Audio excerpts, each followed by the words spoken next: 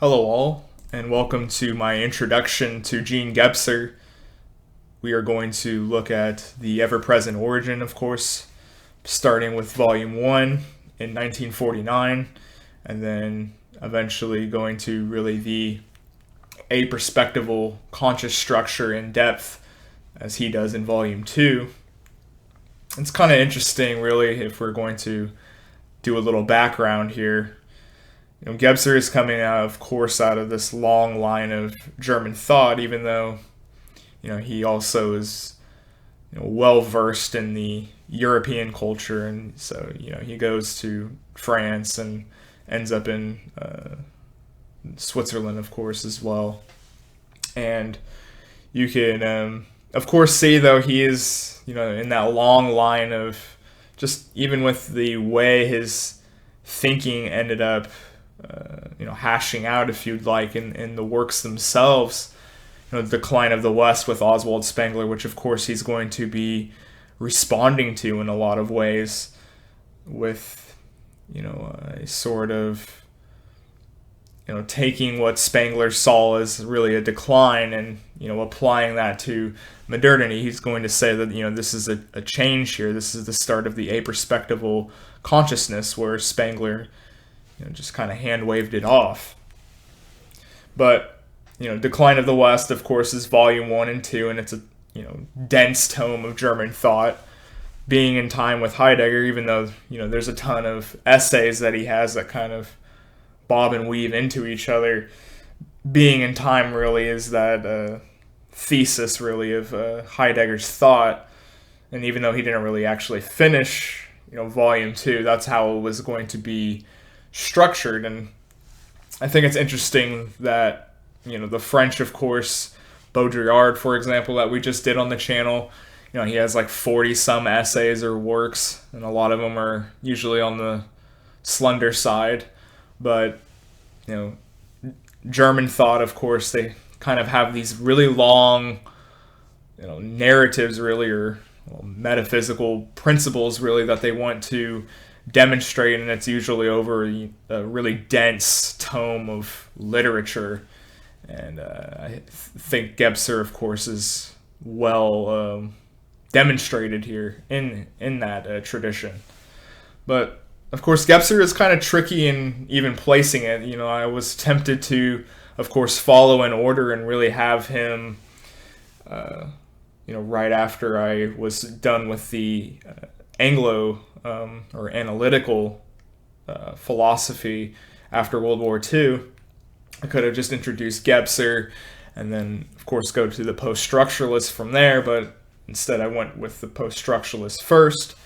And but I think it would be interesting to perhaps see how Gebser and how he sees the modern world unfolding with his account of what's actually taking place, and see how that really hashed out with compared to what the post-structuralists thought, or at least ended up critiquing out of modernity. And perhaps in this albeit broken kind of canon here, we could see what's retained and what's actually done away with, really.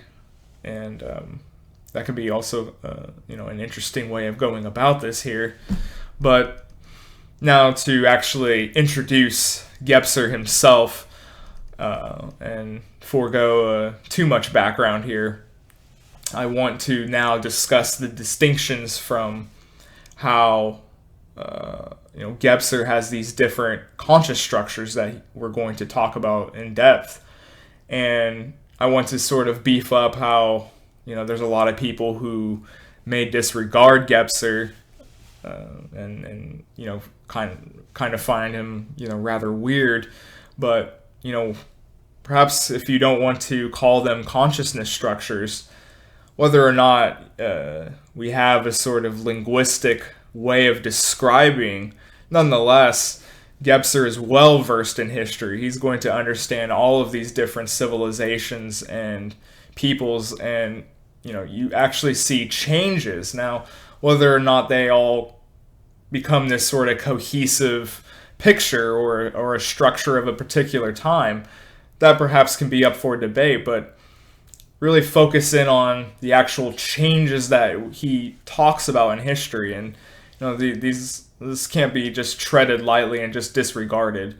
So we want to focus in on these distinctions from the magical to the mythical, and of course where myth is introduced really with the Bronze Age, and of course state organization. You have the introduction really of mathematics, astronomy. This is a shift in consciousness into the container or the spherical that really has bound civilization since 3500 BC. So right off the bat, you have sort of man, primitive man, who's, just in this sort of flow with nature. It's almost like a body without organs in that sort of way.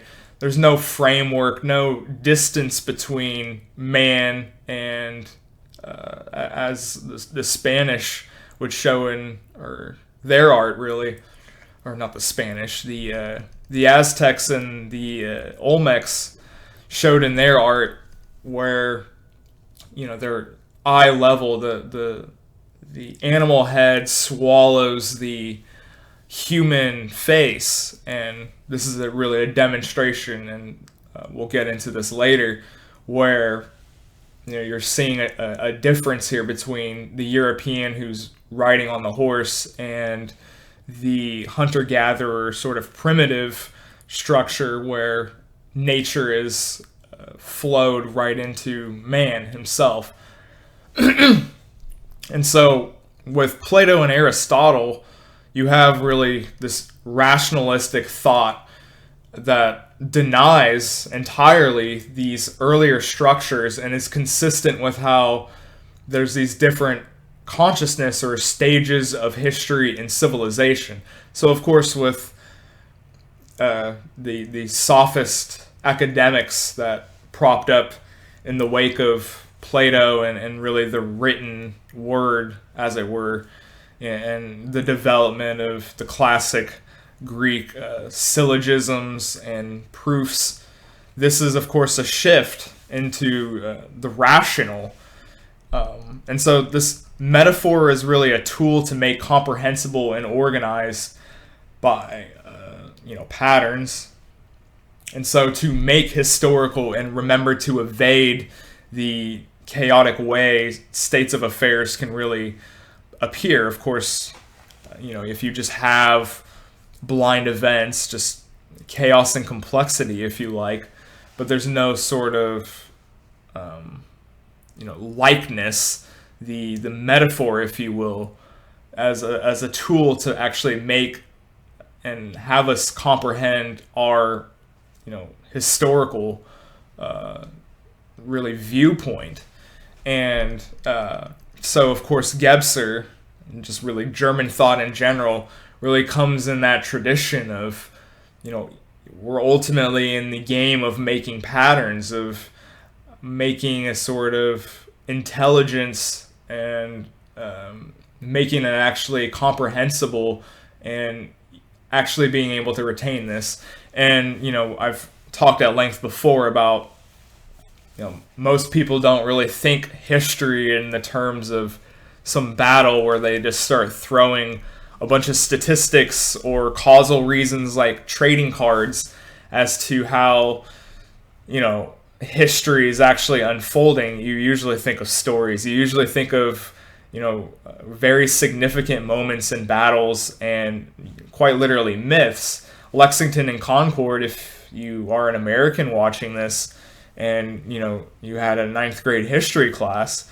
where the Minutemen race through to warn the militias that the British are coming. That's a type of myth. There's no statistics to be had there. It's just a sort of myth that's passed down through the generations, and that's the kind of stuff you remember. It's not these states of affairs and just these way that specialization now is kind of taken over with academia, where you just have these facts and figures, but Gebser isn't here to do that. He's going to be doing this in a much different way. And so I wanted to beef up that as well to, clear any sort of reservations anyone might have.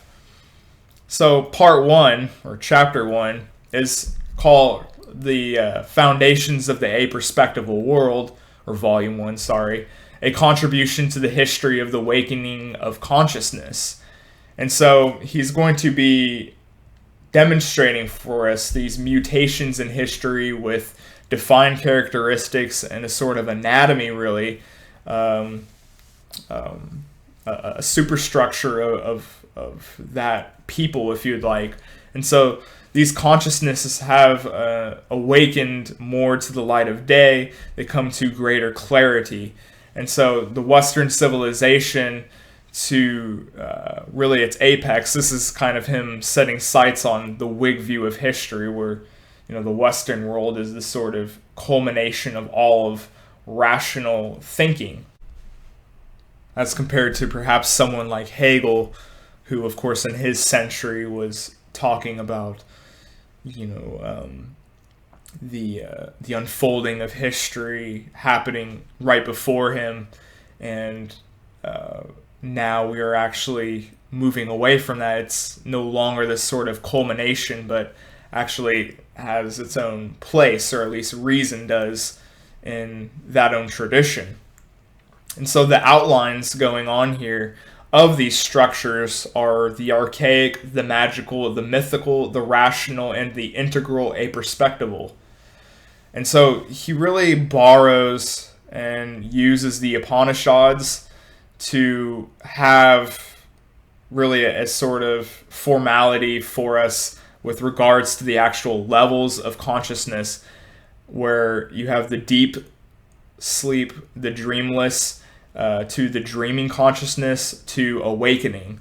And so he cycles really with that, as the sort of history in his structures works in the same process of how on the micro level that we experience on a phenomenological basis do with dreaming. And so this is of course happening on the grander scale. He's using that micro and macro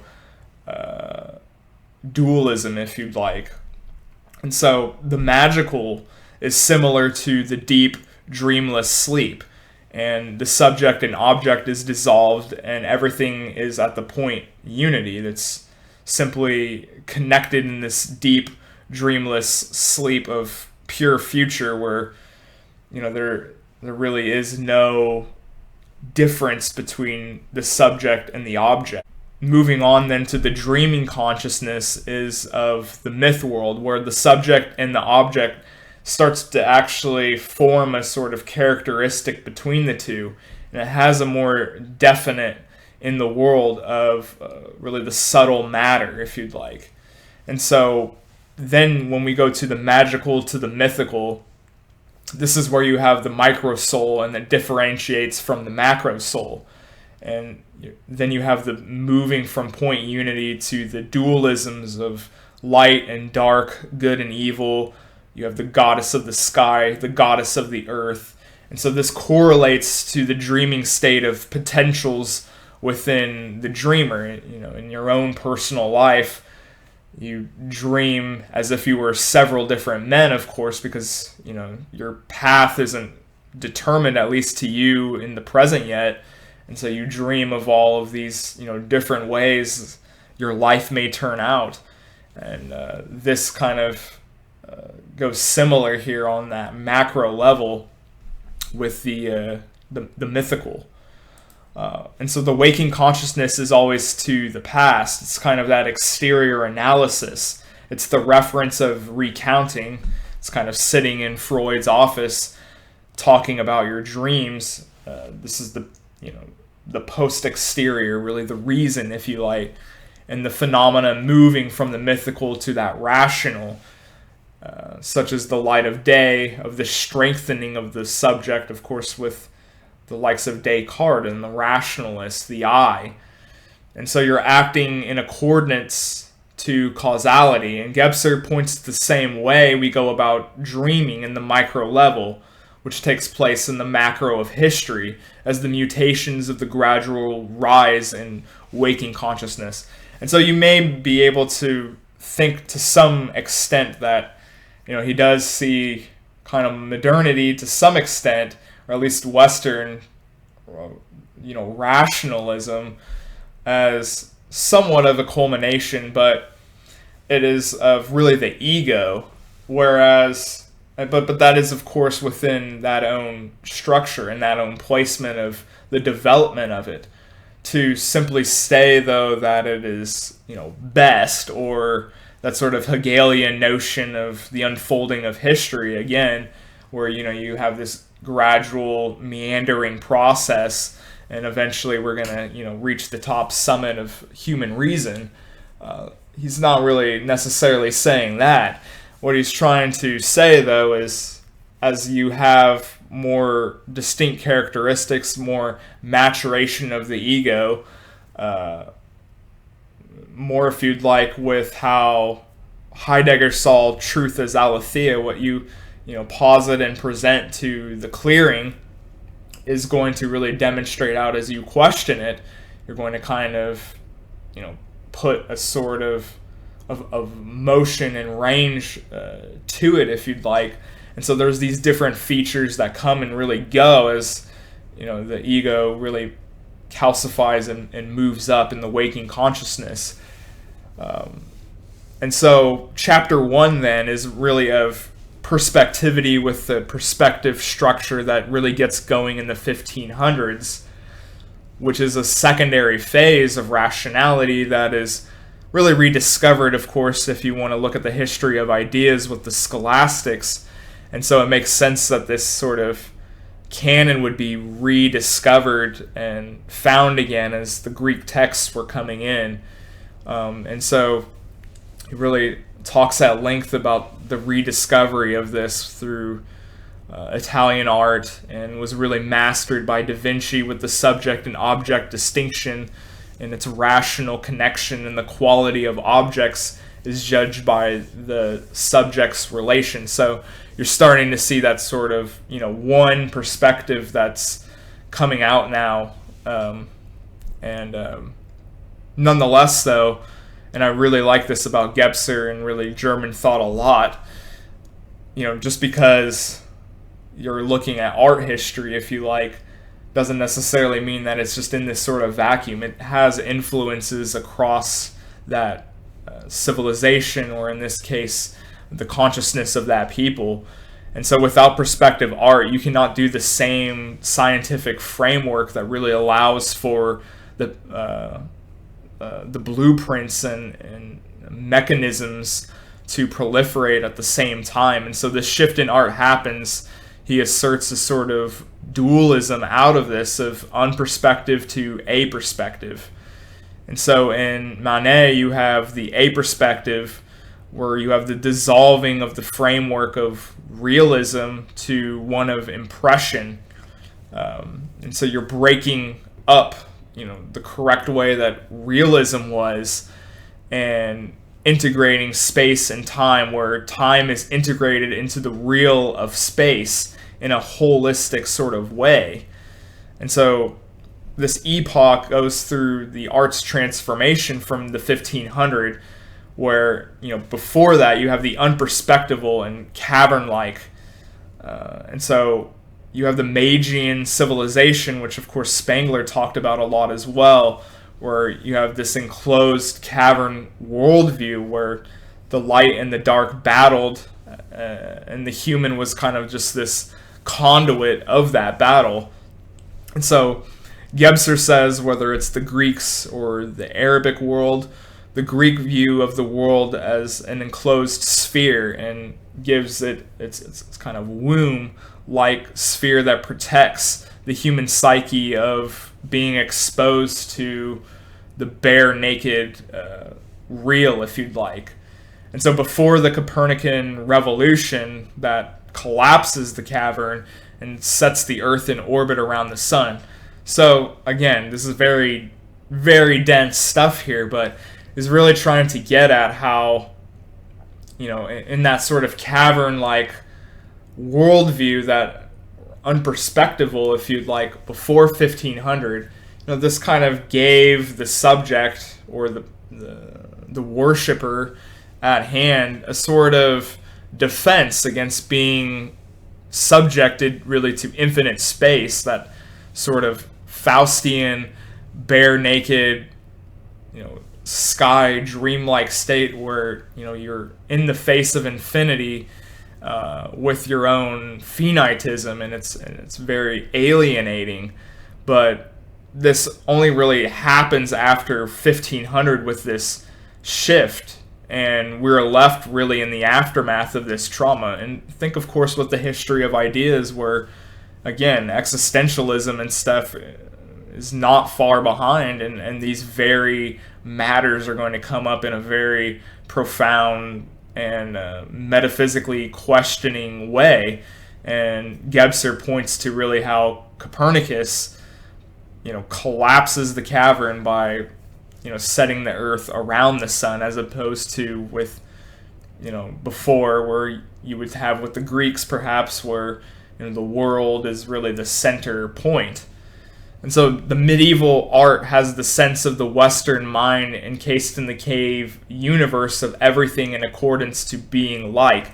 Again, you have this sort of scholasticism, if you'd like, of being like the divine, and the Christian good or the divine, and the iconics that really come out, such as the Last Supper. And this, of course, is a reassurance and immunized Western man. And of course, as another example, how many can, of course, account for how the Greeks would recite the Iliad and use that as a sort of way of navigating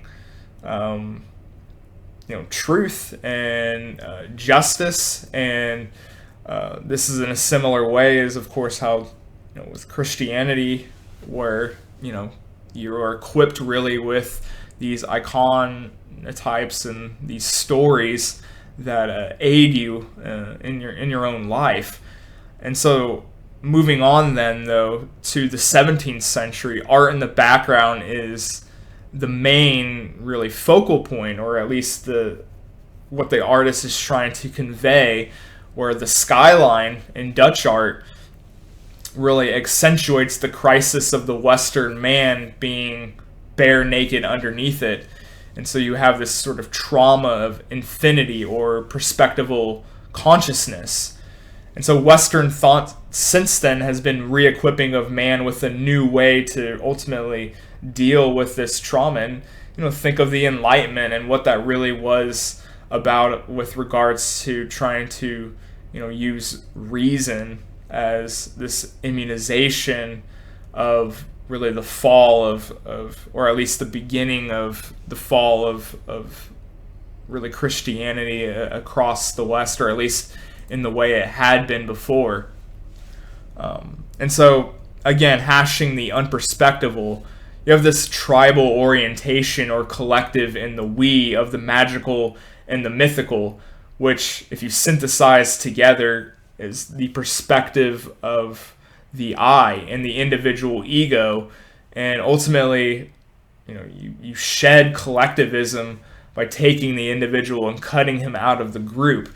This is now, again, tracing that the discovery of really the Western ego here.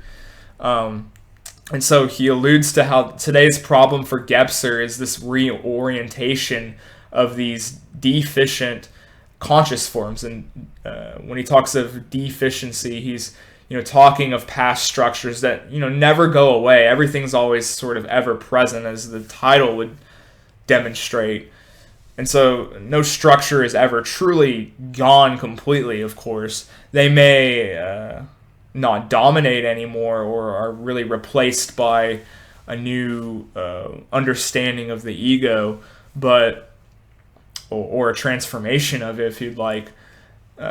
You still have these deficient modes. And this kind of goes in with what Spengler has to say about petrified civilizations, where the Hindu civilization has been petrified for thousands of years now. There's nothing new really to come out of it. It's just sort of recursive now.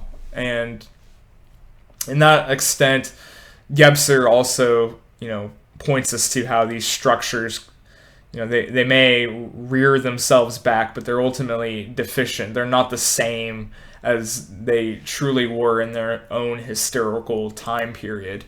And so Gebser says we need something new to deal with the collapse of the deficient mode in old structures facing the people of the new, such as, again, with the Aztecs and the Spaniard relationship, where the old structure of the magical and mythical, the spell casting, and really, of course, this had, of course, no effect on the Spaniards, and they, of course, had the new, efficient, rational structure of emphasizing on logic and the furthering along of that individual ego.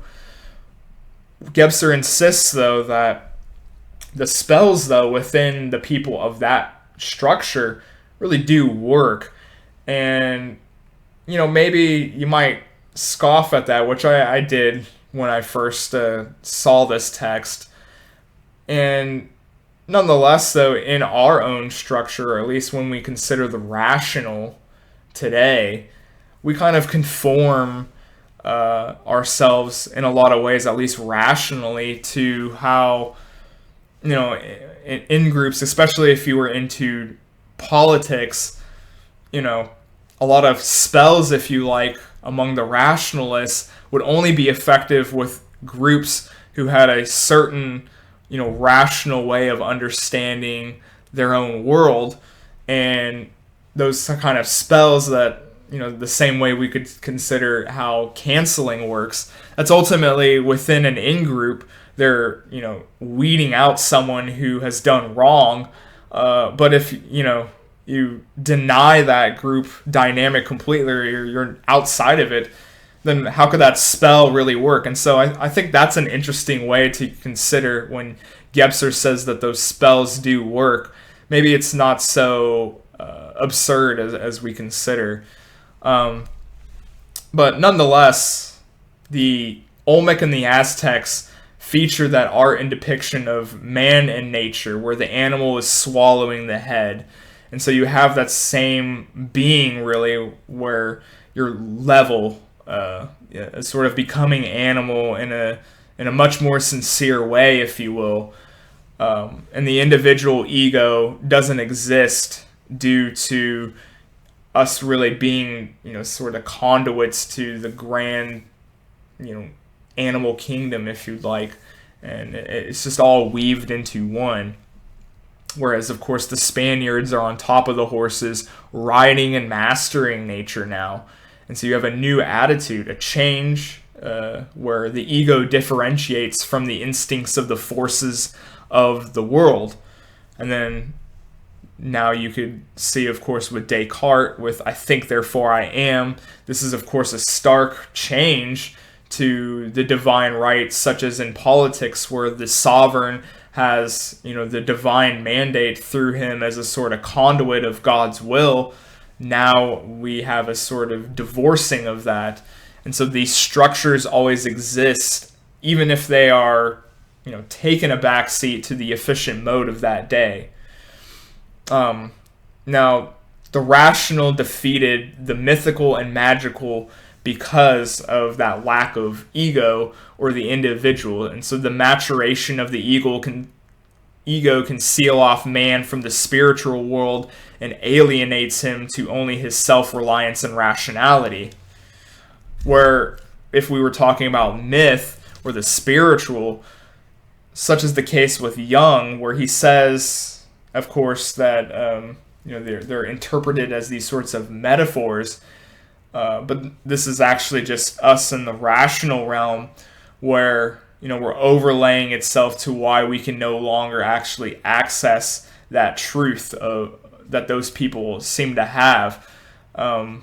This is his problem, really, with Jung overall, is he thinks that human history was always sort of in a rational mode, even though it wasn't necessarily given on a surface level basis or an analysis, that there perhaps were someone somewhere that really truly understood that these were actually just metaphors, which kind of lends itself to a lot of Jungians. Gebser is coming at this with a real ontology that, the spirit world is a very real place, and it's not just a metaphor and just kind of inside the cavern of our own mind, if you'd like. So the rational consciousness is now a deficient to the integral, as he'll demonstrate, just as much as the mythical and magical was to the rational. This is him kind of setting the table for modernity here. And so his irrational and amoral and transcends the polarities of the A and B in the rational way by including all of the spiritual reality, but not delving back down or descending away from where the ego has transformed itself.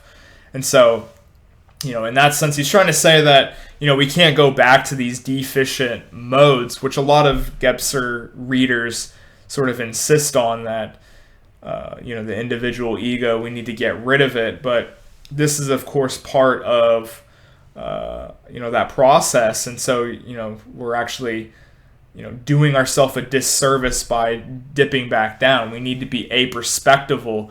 We need to have, sort of understanding of rationality in its actual place.